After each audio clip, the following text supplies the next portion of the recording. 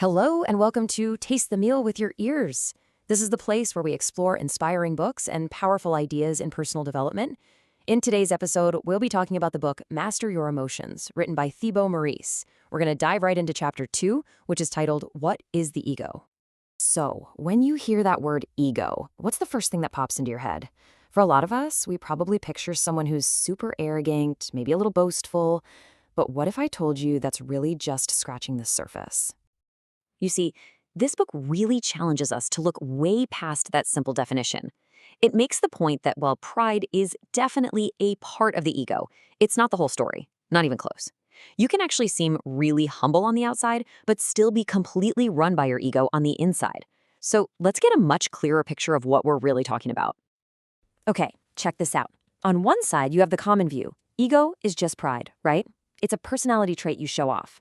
But the book introduces this much deeper, more powerful idea.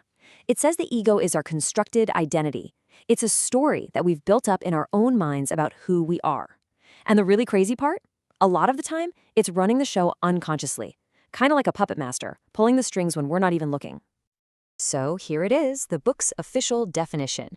The ego is the self-identity you've pieced together your entire life. It's made up of your thoughts and, crucially, how you interpret everything that happens to you. And here's the kicker. It has no actual concrete reality. It's just a story. Now, this is such a powerful concept. The ego isn't a good thing or a bad thing. It's just what happens when there's a lack of self-awareness. The second you become truly conscious of what your ego is doing, it starts to dissolve. It's like a shadow. It literally can't exist in the bright light of your awareness. Okay, so if the ego is a story, then how in the world does it get written? Well, the book explains that it all comes down to the ego's one and only mission, its own survival. This part is so important to grasp. Your ego is this restless, kind of selfish thing. Its main goal has nothing to do with your happiness or your peace of mind. In fact, it wants the opposite. It pushes you to constantly be doing more, getting more, achieving more. And why? Because all of that stuff helps you become a somebody, which makes the ego story stronger and ensures it gets to stick around. So how does the ego actually build this identity to make sure it survives? Well, it has this very powerful toolkit. And it's all centered around one core activity, identification. It makes itself stronger by attaching your sense of who you are to all sorts of external things. Just think about consumer culture for a second. The ego loves to identify with material stuff. And marketers, they are masters at this. They know you're not just buying a fancy watch. You're buying a story about yourself. A story that says, I'm successful, or I'm cool, or I'm unique.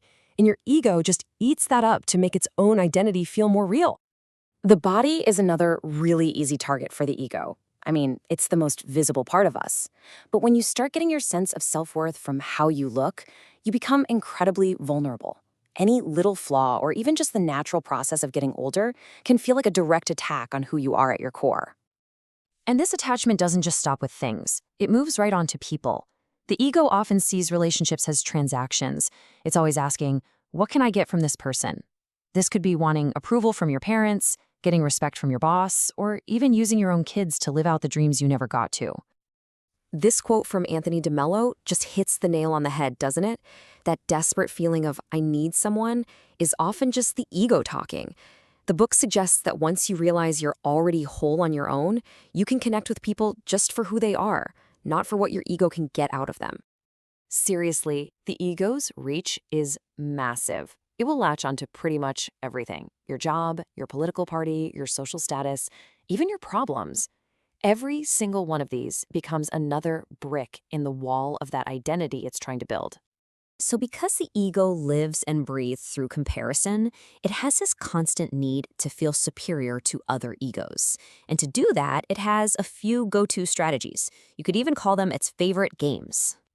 Let's break these down real quick because you'll probably recognize them. Gossiping, that gives the ego a quick little hit of feeling superior. Complaining constantly reinforces the story that you're right and the world is wrong, even if you're just complaining about stubbing your toe. And that burning need to always be right in an argument, that's a classic ego defense. And of course, seeking attention, good or bad, is just the ego screaming, look at me, I exist. All right, so here's the most important question. how does all this theory about the ego actually connect back to our emotions? This is where everything we've talked about really clicks together and becomes super practical. So first, like we've been saying, your ego spends your whole life building this super detailed personal story. A story about who you are, what you think you deserve, and exactly how the world is supposed to operate. But then reality hits. You know how it is. Life is messy and unpredictable. People don't always behave the way your story says they should, and things definitely don't always follow your script. So you end up with this inevitable clash between your ego's perfect story and what's actually happening. And that conflict, that gap between your story and reality, is the birthplace of so many of our negative emotions. I mean, think about it. When someone challenges one of your deepest beliefs, you get defensive. When your life plan goes off the rails, you get frustrated. That feeling isn't coming from nowhere. It's the ego's alarm bell, warning you that its precious story is being threatened. And that leads us to a final, really powerful question to sit with. If the ego is just this made-up story, who would you be without it? What's left when you strip away all the labels, the beliefs, and all the attachments?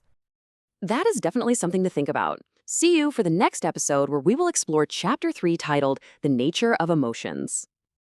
Thank you for listening. If you enjoyed this episode, don't forget to subscribe, like the video, and share your thoughts in the comments. Your support truly encourages us to keep creating more inspiring content for you.